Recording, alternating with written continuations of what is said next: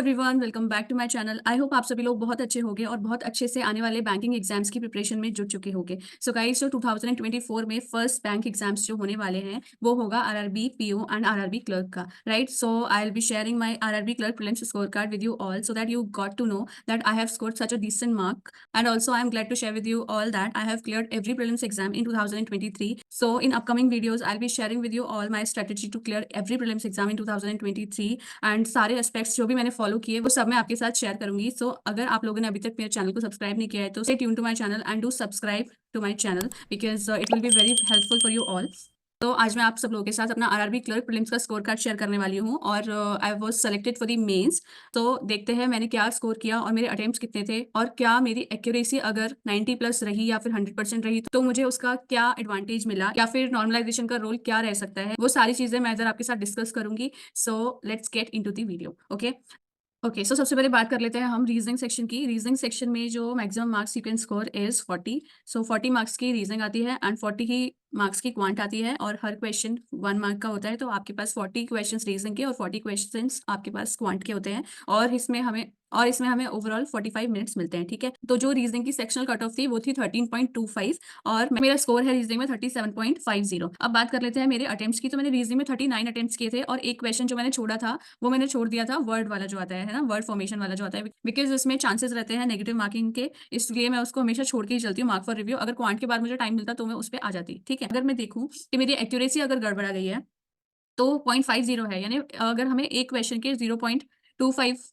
Marks जाते हैं negative में, राइट। तो अगर तो इसके हिसाब से मेरे 2 क्वेश्चंस गलत हो जाने चाहिए थे। तो अगर 39 में से मेरे 2 मार्क्स गलत हो गए होते तो 37 तो यहाँ हो जाता, राइट, और माइनस 0.5 और होता है। इसके हिसाब से मेरे को मार्क्स मिलने चाहिए थे 36.5, राइट, पर मेरे मार्क्स है 37.50। अब क्योंकि यहाँ पे नेगेटिव मार्किंग के हिसाब से भी मार्क्स नहीं बैठ रहे तो फिर हो सकता है कि नॉर्मलाइजेशन ही हुआ हो। रीजन जो थी वो इजी लेवल पे ही थी, लेकिन जितनी रीजनिंग इजी थी उतनी ही क्वांट टफ आई थी। इसमें क्वांट बहुत कैलकुलेटिव थी। तो अब देख लेते हैं कि मेरे क्वांट में स्कोर कितना था, ठीक है। तो क्वांट में भी हमें 40 क्वेश्चन मिलते हैं 40 मार्क्स के और यहाँ पे जो क्वांट की सेक्शनल कट ऑफ थी वो थी 12 मार्क्स और जो मेरे मार्क्स है क्वांट में वो थे 39.75। तो यहाँ पे देखने के साथ ही हमें पता चल रहा है कि यहाँ पे नॉर्मलाइजेशन ही मिला है, क्योंकि अगर मैं क्वांट में 40 आउट ऑफ 40 भी अटेम्प्ट करती ना तो 75 के हिसाब से अगर मेरा एक क्वेश्चन गलत है तो मेरे 38.75 मार्क्स आने चाहिए थे, लेकिन यहाँ पे मेरे मार्क्स मिले हैं मुझे 39.75, क्योंकि मैंने आपको बताया ना क्वांट बहुत कैलकुलेटिव आई थी, मतलब आरआरबी क्लर्क के हिसाब से अगर मैं आपको बोलूँ तो, क्योंकि आरआरबी क्लर्क का जो लेवल है वो ईजी रहता है, 80 आउट ऑफ 80 आप आराम से अटेम्प्ट कर सकते हो। लेकिन यहाँ पे सीरियसली क्वांट जो थी वो थोड़ी सी टफ लेवल पे थी। अर्थमेटिक के जो क्वेश्चन थे वो बहुत, मतलब आरआरबी क्लर्क के हिसाब से थोड़े से कैलकुलेटिव मुझे लगे, इसलिए मैं बोल रही हूँ कि यहाँ पे इसलिए मुझे यहाँ पे नॉर्मलाइजेशन मिला है, ठीक है। तो बात कर लेते हैं कि मेरे क्वांट में अटेम्प्ट्स कितने थे। तो मेरे क्वांट में अटेम्प्ट्स थे 38, है ना। तो मुझे नॉर्मलाइजेशन के कितने मार्क्स मिल गए यहाँ पे, 1.75 मार्क्स मुझे यहाँ पे नॉर्मलाइजेशन के मिले हैं। और आपको पता है अगर आपकी एक्यूरेसी सही है ना तभी आपको नॉर्मलाइजेशन मिलेगा। अगर आपकी एक्यूरेसी गड़बड़ा गई ना तो आपको नॉर्मलाइजेशन के मार्क्स नहीं मिलते हैं गाइस, ये बात अपने ध्यान में दिमाग में रख लो, ठीक है। तो यहाँ पे मेरे मार्क्स कट हो गए क्योंकि रीजनिंग ईजी थी बाकी शिफ्ट के कंपैरिजन में और यहाँ पे क्वांट टफ थी बाकी शिफ्ट के कंपैरिजन में, तो मुझे यहाँ पे 1.75 मार्क्स मिले। रीजनिंग में मेरे कितने मार्क्स, कितने अटेम्प्ट से 39, तो 39 में से मेरे कितने मार्क्स कट हो गए यहाँ पे 1.5 और यहाँ पे 1.75 बढ़ गए, राइट। तो मेरा नेट मुझे कितना फायदा मिला 0.25 का फायदा मिला, राइट। तो मेरे टोटल अटेम्प्ट्स थे 77 और 77.25 मार्क्स मैंने स्कोर किया है इसमें, ठीक है।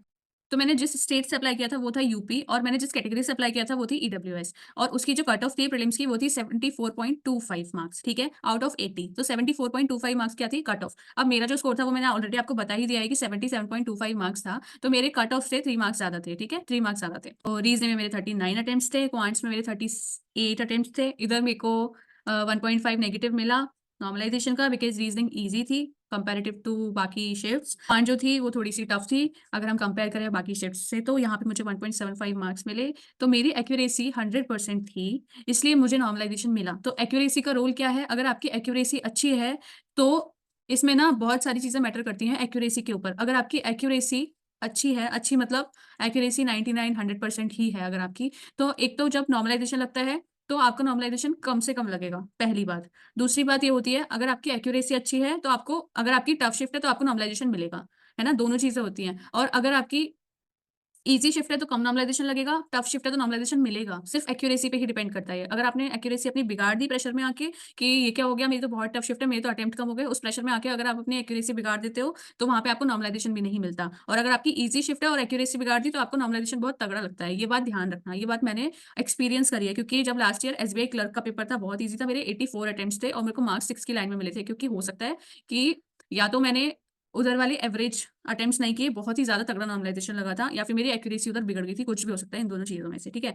तो जिनके पता है और इसी सेम शिफ्ट में ना जिनके अटेम्प्ट्स 90 प्लस थे उधर, उनको नॉर्मलाइज़ेशन भी नहीं लगा था और उनका सिलेक्शन भी हुआ था। इधर मैं 84 करके खुश थी कि मेरा हो जाएगा, लेकिन यहाँ पे मेरा बहुत तगड़ा नॉर्मलाइज़ेशन लगा, 6 की लाइन में मेरे मार्क्स आए थे, 68 या 9 ऐसे मार्क्स थे। तो या तो एक्यूरेसी बिगड़ी प्लस नॉर्मलाइज़ेशन भी बहुत तगड़ा मिला। तो ये होता है एक्यूरेसी का रोल, इसलिए हमेशा आपके अटेम्प्ट्स चाहे 2-3 अटेम्प्ट्स कम हो जाएँ, वो चलेगा, लेकिन आप एक्यूरेसी को मत खोना अपने एग्ज़ाम में, जहाँ पे भी आप अटेम्प्ट कर रहे हो। तो एक्यूरेसी कब आती है? एक्यूरेसी आपकी प्रैक्टिस के साथ ही आती है, इसलिए आपको ज़्यादा से ज़्यादा प्रैक्टिस करनी है अपने प्रिपरेशन टाइम में विद टाइमर, है ना? With timer. अगर आप पीडीएफ से प्रैक्टिस कर रहे हो ना, अगर आप पीडीएफ से प्रैक्टिस कर रहे हो, तो विद टाइमर प्रैक्टिस करो, क्योंकि वो टाइमर वाला प्रेशर अगर आप लेके अपनी प्रिपरेशन करोगे, तो आपको एग्ज़ामिनेशन में ज़्यादा प्रॉब्लम नहीं होगी कि वो टिक, टिक, टिक, टिक एक साइड चलता रहता है ना टाइम, लोगों को कभी-कभी वो भी बहुत बॉदर कर जाता है और वो नर्वस हो जाते हैं। इस वजह से उनके अटेम्प्ट्स कम हो जाते हैं। वो कहते हैं हमें सब आता था, हमारी प्रिपरेशन बहुत अच्छी थी, लेकिन हमारा एग्ज़ाम अच्छा नहीं होता, तो उसका रीज़न यही होता है। ठीक है? तो गाइज़ ये था मेरा आरआरबी क्लर्क प्रीलिम्स का स्कोर कार्ड और मैं अपना मेंस का स्कोर कार्ड भी आपके सबके साथ शेयर करूँगी और उसमें ये भी बताऊँगी कि मेरा सिलेक्शन आरआरबी क्लर्क मेंस में हुआ है या नहीं हुआ है। So stay tuned for that